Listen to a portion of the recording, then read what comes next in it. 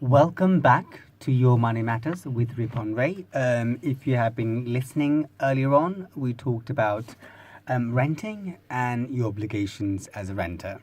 What could happen when things go wrong and your responsibilities when it comes to when an individual that you're living with no longer lives with you. So if you're jointly liable, we've also talked about guarantor and ways to deal with budgets. And I know it's a tough one, but hey, that's life. And the reality of life means taking responsibilities.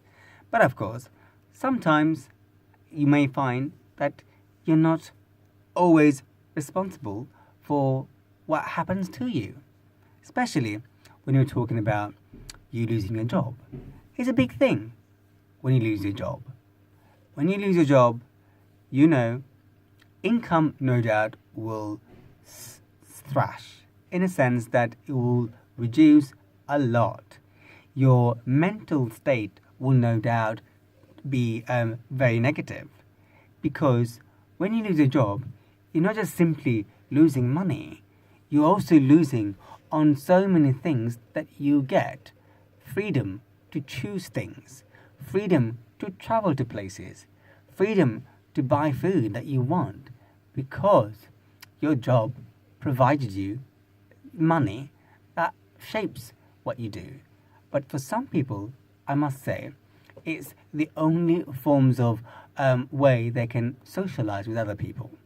If you're elderly, you'll know what I mean.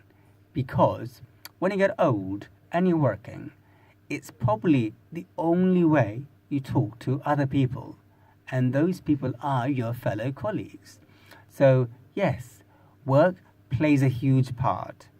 But let's not kid ourselves. Sometimes you do find that you end up losing your job.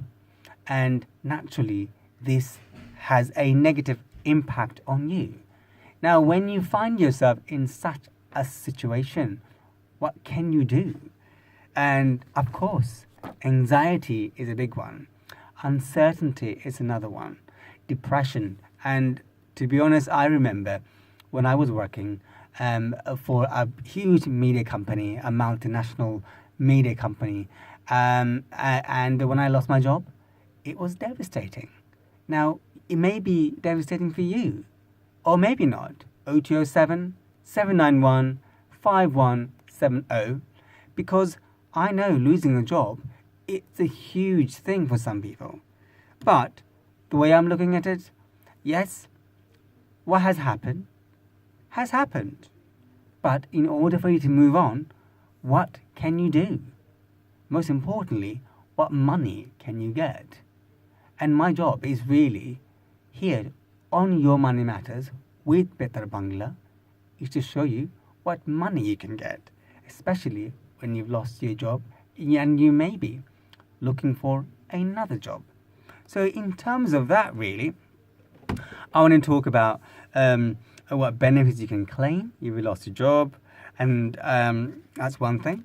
I'll also talk about redundancy pay that you might be entitled to, tax credits, benefit to also to help with your housing cost, because naturally when you're working, I suspect full time, you are getting your rent paid from your salary, and that might not be the case.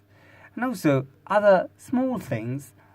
It may sound small for now, but once you lose your job, it may be big, but those small things can also help you. So let me focus on some of those things. Yes, so yes, you have lost your job. It is tough. It is horrible, but you need to pull yourself up and start thinking about what can be done. Yes, and I'm going to be blunt about this thing, and you may have to think about applying for job seekers allowance. Or, depending upon where you live, in certain areas you can't apply for job seekers allowance, you have to apply for universal credit. But of course, if you're sick, things might be different. I've come across so many people in my work setting where actually, although they've lost a job, but the state they are in makes them not fit for getting a job or looking for a job. So instead, they might apply for sickness benefit. There are two of them I can think of. One is, again, depending where you are, if you need claim, and universal credit may incorporate it, but it might not. But there are a couple of things. If you've lost your job, you might be able to get job seekers allowance based on your contribution. That's because you've contributed towards your national insurance. Now, we have a welfare state in Britain, and when you work, you're actually paying a number of things out of your salary. You're paying income tax, that pays for major things that you get in Britain. It also pays for your national insurance. Your national insurance is 2% of your salary, subject to a minimum threshold. Income tax, depending upon your income, is about 20% of your salary. So those things go. So national insurance pays for your contribution-based job seekers allowance, contribution-based employment support allowance. But those benefits are different from universal credit. Universal credit is primarily income-based. Once you move to income-based, you will only get universal credit, not contribution-based job seekers allowance, not contribution-based employment support allowance. You can get part of universal credit to make up the fact that your contribution-based job seekers allowance or employment support allowance may not cover the full amount you need. So then you apply for universal credit to recover your housing cost, for example. So it does depend. However, if you don't have your, let's say, contribution-based job seekers allowance and contribution-based employment support allowance, then we are looking at universal credit. Then the question is, what is it? Yes, universal credit. As you know, it seems like a draconian phrase, universal credit.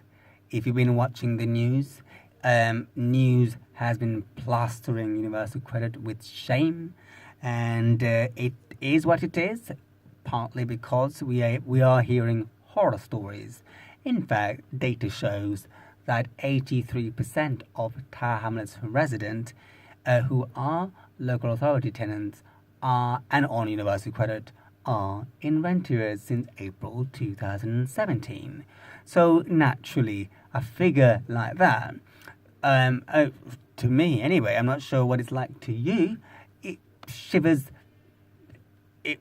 the hell out of me, naturally. So fear is a big thing on universal credit, as well as getting into arrears. And we talked about rent before, and looks like universal credit and rent, they go hand in hand. And my figures that I gave you earlier on reflects just that. But what is, on a in terms of looking at what it is, what is in universal credit? Yes, so universal credit is basically a single monthly payment. It includes your basic payment plus other elements. So if you remember, I talked about job seekers allowance, employment support allowance. Those things will be covered as your basic payment. And then we'll talk about other elements like housing. And if you have children, of course, we're talking about child tax credit, child element as well. It may also include childcare, caring. All those things that you have to apply for, but you do need to apply online. So in terms of what you get, it does, as I said before, boil down to your national contribution. Yep. And as I said, if you've contributed enough, you might be able to get job seekers allowance based on contribution up to 6 months. That's when really Job Centre doesn't try to be too pushy. But of course, after that, they will say, look for job ASAP. And I suspect, I haven't had that experience for some time. If you have, please do share with us. 0207 791 5170. So yes, if you live in a universal credit area, you have to apply for universal credit. You might be able to claim job seekers allowance or other support, in fact, you might even be able to include your mortgage cost. Now, mortgage cost, if you are not sure, And if you have not had the opportunity to apply, I might as well say it's basically a loan. So yeah, a loan that you get that will be paid towards your interest. Towards your interest. So of course, the mortgage that you have, if you're not a renter, if you're a mortgage holder, i.e., you owe money to a bank or financial institution. On return, you get a mortgage where you're living in. And of course, when you lose your job, you may find that you have problems with paying your mortgage cost. So you can then apply to Department of Work and Pension for your mortgage cost. Now, from April 2018, mortgage cost is no longer a grant. So you don't get it. DWP doesn't pay you. Now you have to get a loan. Yes, a loan, another loan. So from a mortgage loan to another loan. And that is what you pay when in the future you're thinking of selling your property. They won't take your money, but that's what it is, basically. And if you remember, if you are on job seekers allowance, you get paid every 2 weeks. With universal credit, you will get paid every month. Yes, every month. So the question then boils down to, although you've lost your job, on what capacity did you lose your job? Yeah, so in terms of you losing a job, did you lose your job because you were sacked?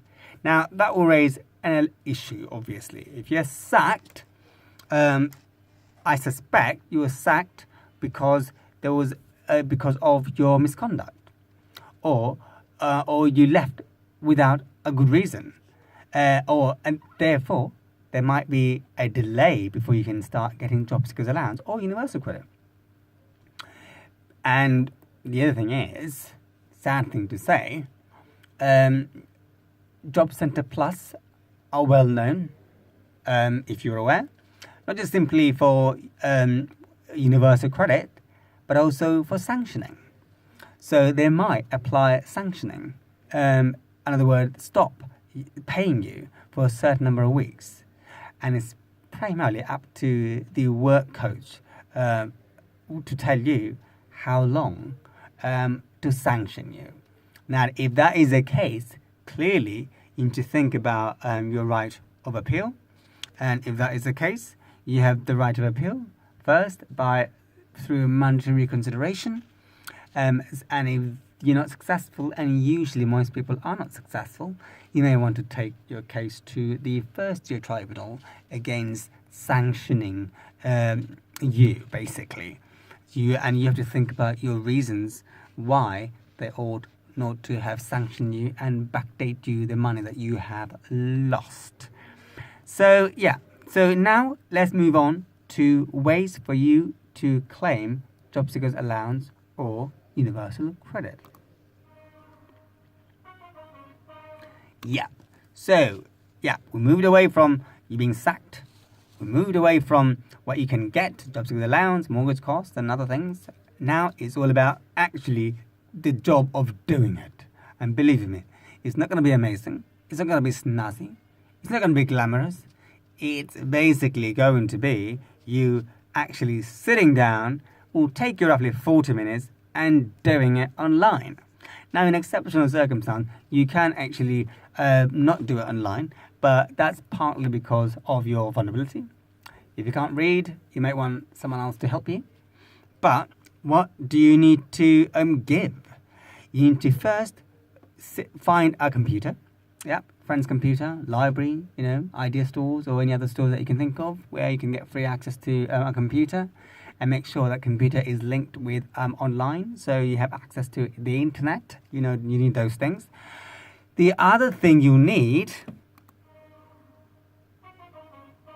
is information, and this is what you'll be providing.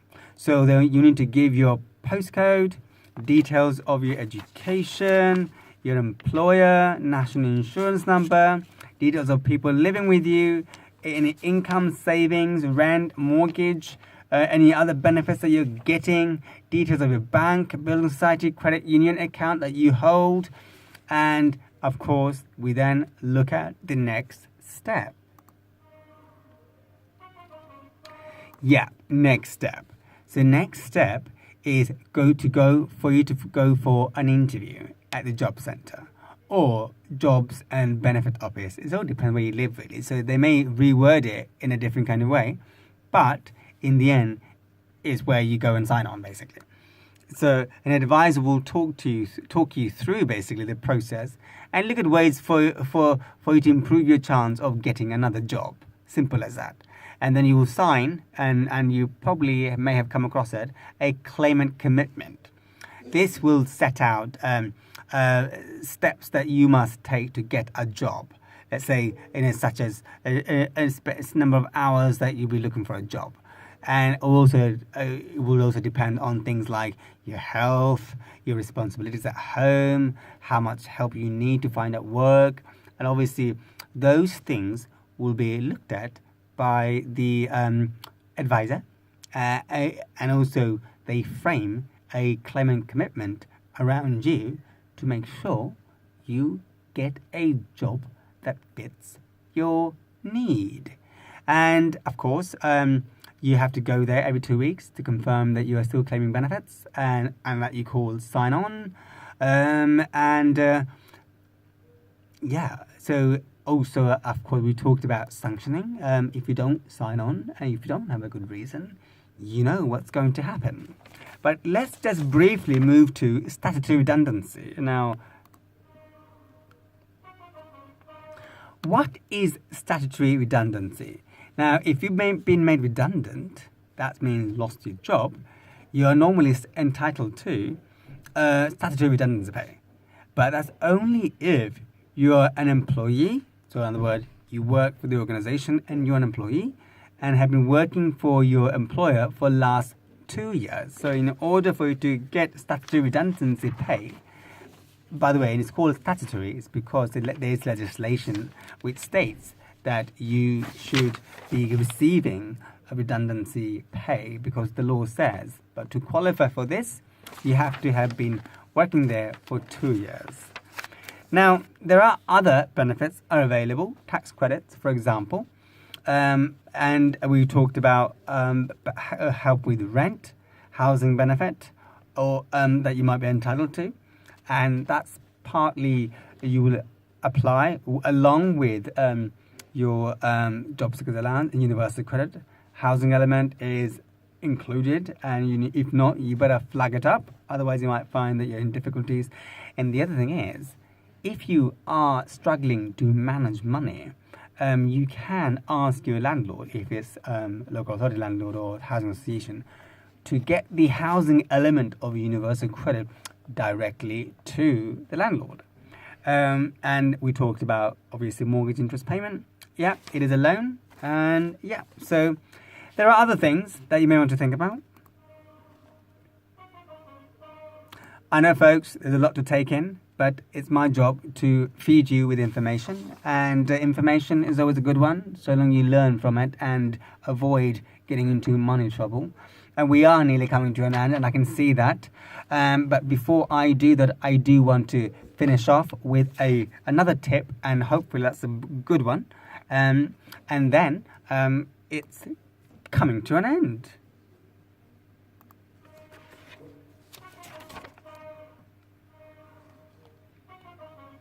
Right, okay, let's change the mood a bit.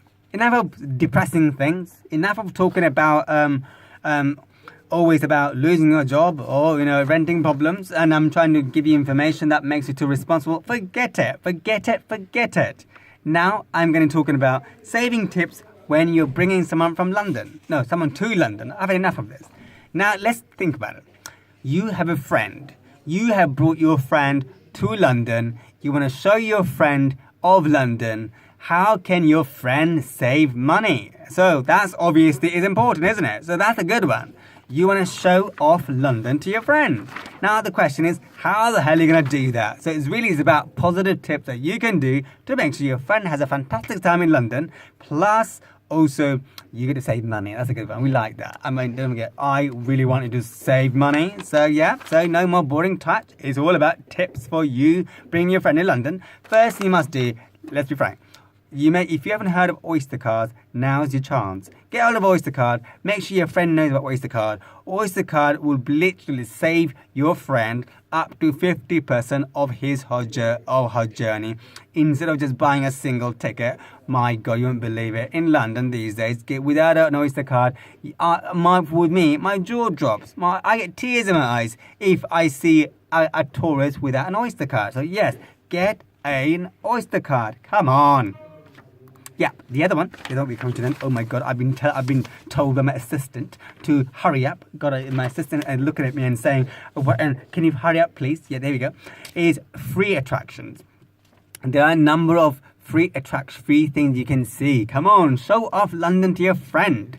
Where is Big Ben? That one that sits in, where is it? Where does it sit? It sits somewhere near, I suppose, Waterloo. Don't forget, you have free attraction, the Big Ben, the icon of London. Take them there. Also, don't forget, Tate Modern, National Gallery. It's all free. You don't. If you want to leave donations, fine, but it's free. Now, the other thing is, don't even bother going to restaurants. Yes, no restaurant, please. Street food in London is fantastic. South Bank of the Thames, Camden Market. Go there. Take them. It's cheaper. And the other thing is, I know we talked about Oyster, but there are other ways. Some parts of London, you can actually walk from A to B. So yeah, try something like, let's say, if you're in Covent Garden, go to Leicester Square. It is about 5 minutes walk instead of you taking your Oyster Card or using money to take a bus and pay. So yes, so you can save money. Don't forget, get walking. And it's healthy too, don't forget. Street food instead of restaurant. Yes, please. We don't want restaurant. Especially you want to show off your friends of London. And there are free attractions in London. And of course, don't forget when it's an attraction, we love our Big Ben. We like our London Eye. We like East End, Brick Lane, Bangla's community. Come on, Bangla Town. It's fantastic. It's all free. See the street arts and say, look, I've been to London and East End to see all the things that London offers. So yes, free stuff is always great. And of course, don't pay single, but instead get hold of an Oyster Card. So there we are. We've got all the fun bits out of the way. But listeners, yes, hope you've listened. Hope you've learned. Hope you are going to be all confident about your rights and responsibilities. And on that note, I just want to say, thank you for listening to Your Money Matters with Ripon Ray. Next week, we'll be talking about new different topics with new different themes. And you can easily phone in 0207 791 5170.